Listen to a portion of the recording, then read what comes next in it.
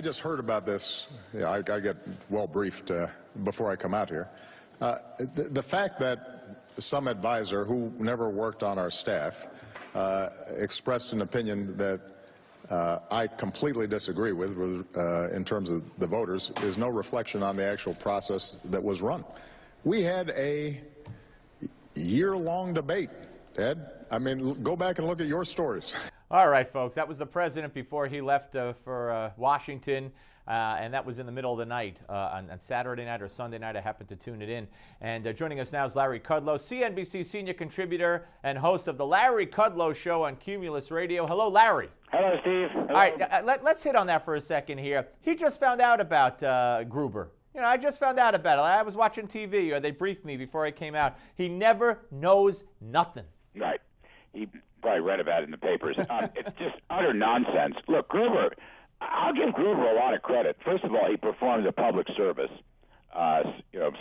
surfacing all these lies and fabrications. As immoral as it may be, he really underscores how bad Obamacare is and how people are going to be damaged by it. But for the president to say he didn't know Gruber is nonsense. Gruber was a key player from day one. Gruber is a veteran, healthcare analyst. He's a very liberal left guy who wants government takeover, but he's been around. And by the way, Gruber was also very much a part of Mitt Romney's state healthcare takeover in Massachusetts. So this is a guy who's very well known. Yeah, absolutely. And he also weighed in on Keystone, did Obama at that press conference. And again, you listen to him, and it sounds like no matter who passes it and by how much, he's going to veto it. Yeah, it does sound like that. I don't know for sure. I think that's a big mistake for him. Keystone, look, if we had done this thing 6 years ago or 5 years ago, it would have been a lot more helpful, not just for the Canadian tar sands oil coming down, but for our own oil fracking coming out of North Dakota. That was the key part. Guys like Harold Hamm of Continental Resources wanted Keystone so they could hook into the pipeline and get it from North Dakota down to the Gulf Coast. Now, they're using other pipelines, so it's not quite as essential as it once was. But hear me out. Number one, we do need additional pipeline capacity because trucks and railroads are too dangerous.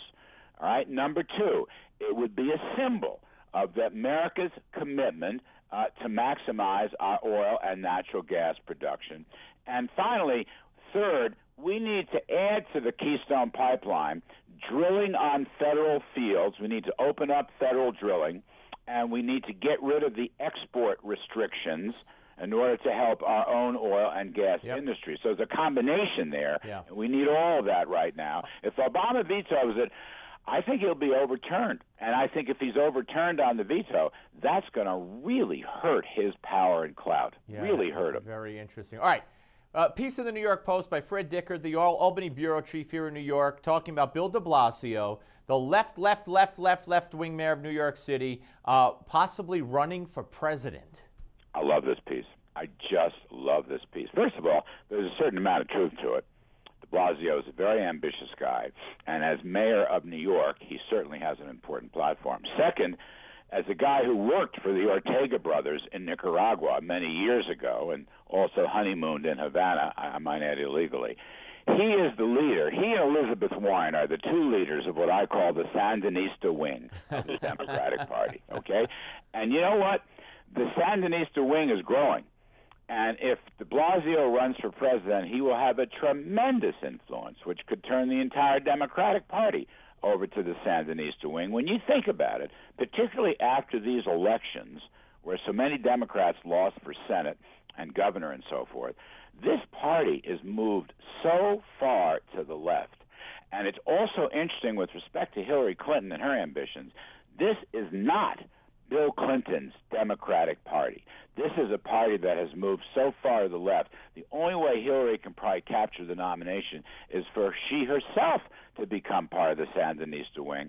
And I think the Democrats are going to become extinct if they go down this road. Do you think she'll become a Sandinistan? I do. I think, her early statements here. 20 seconds, Larry. Go ahead, yeah. corporations and businesses don't create jobs and so forth. Her liberal views on foreign policy will shift to the left. Yeah, I do. She's going to tilt Sandinista, and de Blasio is going to force her hand. Larry, always great talking to you, sir. Thank you very much. All right, Steve, All right, thanks. folks. The closing bell report is next. Don't go away.